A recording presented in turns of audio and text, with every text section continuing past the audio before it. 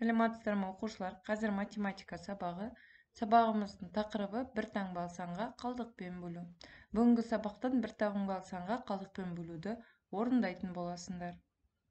Енді бірінші тапсырмаға қарайық. Өрнектерді мәнімен сәйкестендіріп, мүсіндер қандай материалдан жасалған анықтайық. Бірінші өрнектің мәнін табайық. 200-ге 3-ті көбейтсек 600, одан 300-ді азайтсақ 300 қалады. 300 бұл жерде Қарасай батыр ескерткіші, яғни металдан жасалған екен.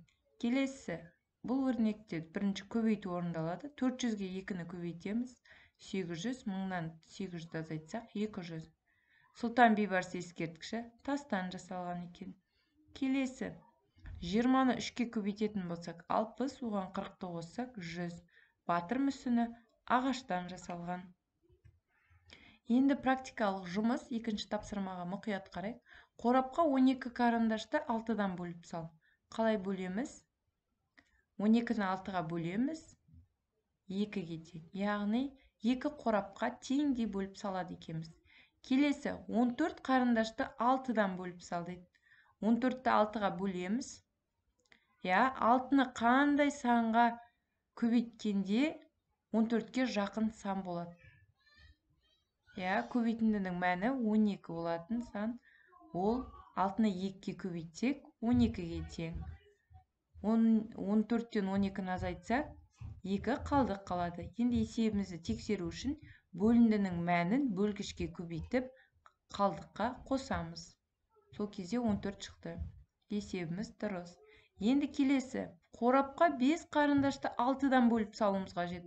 Ол үшін қанша қорап қажет болады? 5 санының құрамында 6 неше рет бар? 5 санының құрамында 6 саны жоқ. Яғни 0. Бір қорап та қажет емес. Қарындаштардың барлығы үстел үстінде қалады. Яғни 5-ті 6-ға бөлеміз. Тең болады 0, қалдық 5. Тексереміз. 0-ді 6-ға көбейтеміз 0, 5-ке қосамыз 5. Яғни бұл жерде есеп ешқандай да қорапқа салынбайды. Келесі үшінші тапсырмаға қарайық, есеп шығарайық. Көркем еңбек сабағында балалар 20 қоянның мүсінін жасады. Олар әр қатарға 9-дан қойды. Қанша қатар шықты? Қанша мүсін артылып қалды? 20-ны 9-ға бөлеміз. 9 саны 20-ның құрамында неше рет кездеседі? Немесе 9-ды қандай да санға көбейткенде 20-ға жақын сан болады.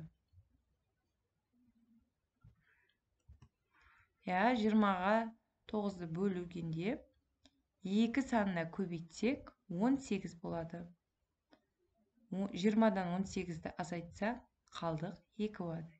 Яғни 2 қатар шықты, 2 мүсін артылып қалды. Тең 2 қатарға бөліп қойды. Әр қатарды 9-9 мүсіннен 2 мүсініміз артылып қалды.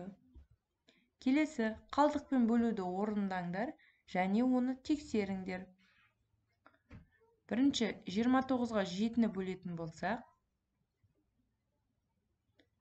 7-ні қандай санға көбейткенде 29-ға жақын сан бар.